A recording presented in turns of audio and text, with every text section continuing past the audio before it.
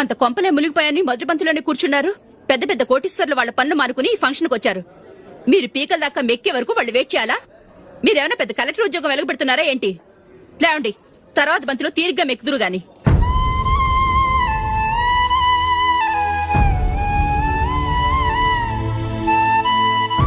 ఏయ్, ఇలా రావయ్యా, యాకులు తీసేయ్.